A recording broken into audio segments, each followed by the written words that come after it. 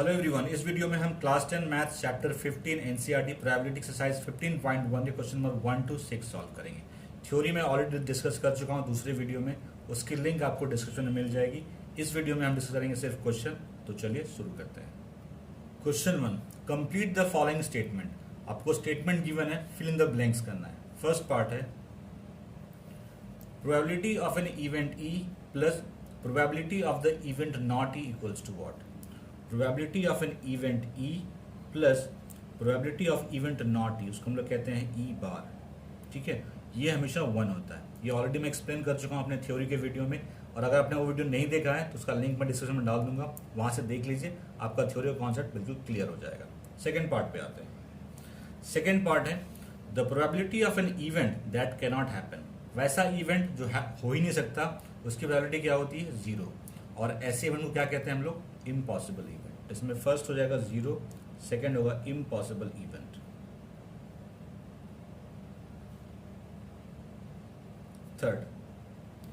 Third है the probability of an event that is certain to happen is dash. वैसा event जो होना ही होना है, सर्टेन है, उसकी प्रोबेबिलिटी हमेशा 1 होती है। ठीक है, और इसको कहते हैं श्योर इवेंट या फिर सर्टेन इवेंट। फोर्थ पार्ट कह रहा है the sum of the probabilities of all the elementary events of an experiment is dash. पहले हमें समझना पड़ेगा व्हाट इज एलिमेंट्री इवेंट। समझ लेते हैं पहले एलिमेंट्री इवेंट्स। इसका मतलब होता है कि आउटकम हमेशा 1 आएगा, सिंगल आउटकम। मैं एग्जाम्पल से आपको क्लियर कर दूंगा। सिंगल आउटकम्स, जैसे आप एक क्वाइन टॉस करते हैं, जिससे आउटकम क्या आ सकता है? या तो हेड या टेल। कोई एक ही आएगा, हेड या टेल, दोनों एक साथ तो नहीं आएगा। ये क्या हुआ? Elementary event. अगर एक डाइस थ्रो कीजिए, उसमें कोई एक ही नंबर आएगा एक बार थ्रो करने पे, या तो 1 आएगा या 2 आएगा या 3 आएगा या 4 आएगा या 5 आएगा या 6 आएगा। ये सब क्या है? एलिमेंट्री इवेंट है। अच्छा, एक एग्जांपल देता हूँ क्वाइन वाला। चलिए, आपने क्वाइन को टॉस किया, तो टोटल आउटकम उस केस में क्या आएगा? आउटकम को लिख लेते हैं पहले। क्या आया? हेड और टेल आ सकता है, तो टोटल आउटकम क्या होगा? 2। अब हमें निकालना है प्रोबेबिलिटी ऑफ गेटिंग हेड। तो यहाँ पे फेवरेबल आउटकम क्या है? हेड कितनी बार आ सकता है? 1। तो प्रोबेबिलिटी क्या होगा? Number of favourable outcome upon total outcome 2। Similarly हम निकालते हैं प्रोबेबिलिटी ऑफ गेटिंग टेल। तो नंबर ऑफ फेवरेबल आउटकम क्या है? 1 ही है, टी 1 टाइम ही आया है, और टोटल आउटकम 2। इन दोनों को ऐड कीजिए, क्या आएगा? 1 आएगा। सिमिलरली आप एक डाइस को थ्रो कीजिए। ठीक है, फर्स्ट निकालिए प्रोबेबिलिटी ऑफ गेटिंग 1, तो वो क्या आएगा? 1/6। प्रोबेबिलिटी ऑफ गेटिंग 2, वो क्या आएगा? 1/6। सिमिलरली आपको 1 से 6 तक 1/6 ही आएगा। तो 1/6 को अगर आप 6 टाइम ऐड करें तो क्या आएगा? तो 1 आएगा। तो वही है, the sum of the probabilities of all the elementary event of an experiment is 1। तो इसका आंसर क्या आएगा? 1। Fifth, the probability of an event is greater than or equal to dash and less than or equal to dash।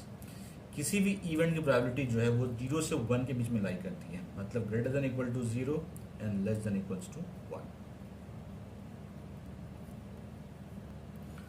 Question 2, which of the following experiments have equally likely outcome explain. कह रहे हैं कि इनमें से जो experiment है, इसमें से किसको इक्वली लाइकली आउटकम्स होगा। पहले समझना होगा what is equally likely outcome. अभी जो मैंने जस्ट 2 एग्जाम्पल दिए आपको, टॉसिंग अ क्वाइन और टॉसिंग अ डाइस, दोनों ही इक्वली लाइट कम के एग्जाम्पल्स हैं। क्यों? इक्वली लाइट कम में क्या होता है? हर इवेंट की प्रोबेबिलिटी सेम होती है। जब हमने क्वाइन को टॉस करा और प्रोबेबिलिटी ऑफ गेटिंग हेड निकाला, वो तो हाफ आया था। प्रोबेबिलिटी ऑफ गेटिंग टेल निकाला था, वो भी हाफ आया था। जब डाइस को थ्रो करेंगे आप, प्रोबेबिलिटी ऑफ गेटिंग 1 निकालेंगे तो वो 1/6 आएगा। प्रोबेबिलिटी ऑफ गेटिंग 2 निकालेंगे तो 2/6 आएगा। सिमिलरली प्रोबेबिलिटी ऑफ गेटिंग 3, 4, 5, 6 निकालेंगे, सारा 1/6 आएगा।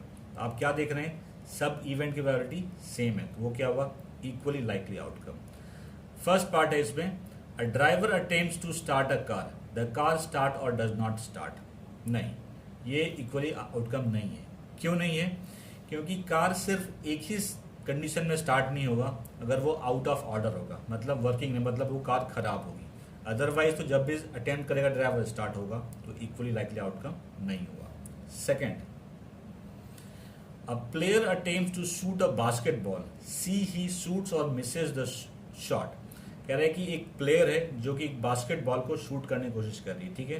तो कह रहा है कि वो मिस करेगी या फिर हिट करेगी, ठीक है। ये भी डिपेंड करता है वेरियस फैक्टर्स पे। चलिए ठीक है, प्लेयर ने बास्केटबॉल हिट किया, तो जो बास्केटबॉल को जो टोकरी होता है इसमें डालते हैं बास्केटबॉल में, एन मौके पे वही नीचे गिर गया, ठीक है। तो इसमें तो हिट और मिस होने का सवाल ही नहीं हुआ, क्योंकि वहां पे तो टोकरी जो बास्केट तो वही नीचे गिर गया, तो ये भी नहीं हुआ। Third, a trial is made to answer a true false question, the answer is right और रॉन्ग। देखिए, किसी भी क्वेश्चन का आंसर या तो सही होगा या गलत होगा, दो ही चीज हो सकता है, तो इक्वली आउटकम है। ये क्या है? ट्रू। यस, ये आपका इक्वली आउटकम है। Fourth, a baby is born, it is a boy और अ गर्ल। ऑब्वियसली अगर बेबी बॉर्न हुआ है या तो वो बॉय होगा या गर्ल होगा, इसमें सिर्फ दो ही कंडीशन हो सकते हैं, तीसरा हो नहीं सकता। ट्रांसजेंडर को मैं साइड में करता हूँ, ठीक है। जनरली बॉय और गर्ल के लिए करते हैं, ये भी यस हो गया। वैसे ऐसे क्वेश्चन बोर्ड में पूछे नहीं जाते हैं, लेकिन आपको समझने के लिए था, आप समझ लीजिए। अब आता है नेक्स्ट क्वेश्चन पे। क्वेश्चन 3 है, why is a tossing a coin considered to be a fair way of deciding which team should get the ball at the beginning of football game. Football game में जो toss जीतता है उसको पहले ball मिलती है। तो कह रहा है टॉसिंग अ कॉइन फेयर वे क्यों है उसको, कि किसको बॉल मिलनी चाहिए। देखिए, एक तो टॉसिंग अ कॉइन का रिजल्ट अनप्रिडिक्टेबल है, हेड आएगा टेल आएगा पता नहीं, ठीक है।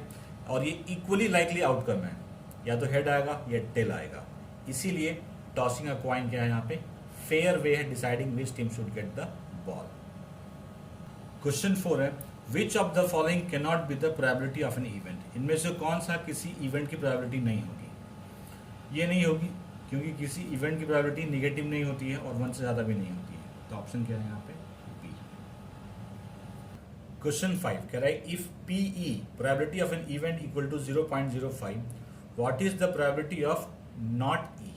मतलब कि हमें गिवन है प्रोबेबिलिटी ऑफ हैविंग इवेंट, ये है 0.05, और हमें कैलकुलेट करने का है प्रोबेबिलिटी ऑफ नॉट ई, मतलब प्रोबेबिलिटी ऑफ ई बार, ये कैलकुलेट करना है।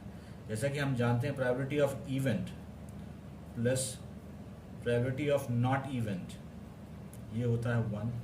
ये हमें गिवन है 0.05, ये कैलकुलेट करना है।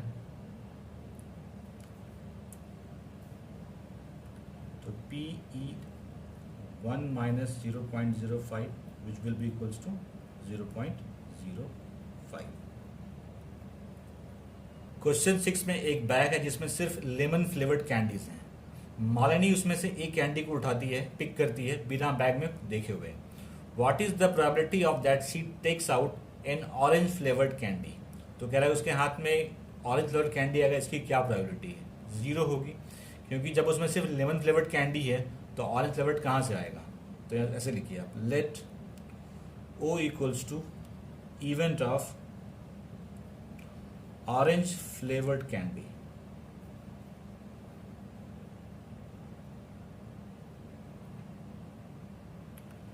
तो इस केस में फेवरेबल आउटकम क्या हो गया, number of favourable outcome, number of favourable outcome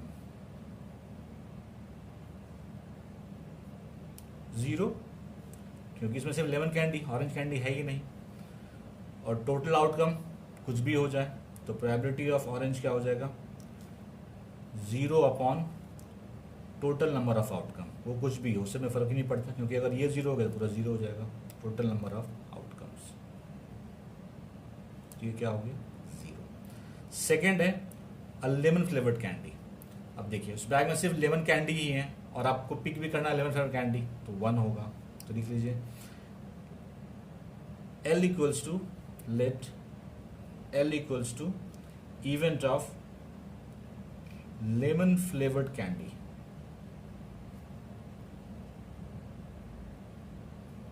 flavoured candy, ठीक है। इस केस में नंबर ऑफ फेवरेबल आउटकम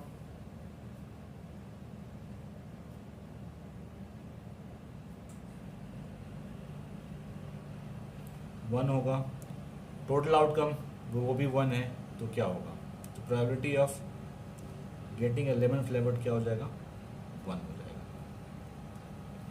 ये मैंने सिर्फ आपको एक्सप्लेन कर दिया, बाकी आप इसको देख के ही बोल सकते हैं इसका आंसर 0 होगा, इसका आंसर 1 आएगा। मतलब ये इम्पॉसिबल इवेंट है और ये श्योर इवेंट है। आज की वीडियो में इतना ही था, बाकी क्वेश्चन हम नेक्स्ट वीडियो में करेंगे। किसी भी क्वेश्चन में कोई क्वेरी है तो कमेंट सेक्शन में पूछिए, you will get reply. Video अच्छा लगा तो लाइक से जरूर कीजिए। One more thing, question 1 to 6 exam में नहीं आ रहे, इंपॉर्टेंट नहीं है ये। अगर कोई नहीं समझ में आया तो ज़्यादा घबराने की जरूरत नहीं है, लेकिन हाँ 7 से लेके जितने भी क्वेश्चन हैं वो सारे इंपॉर्टेंट हैं।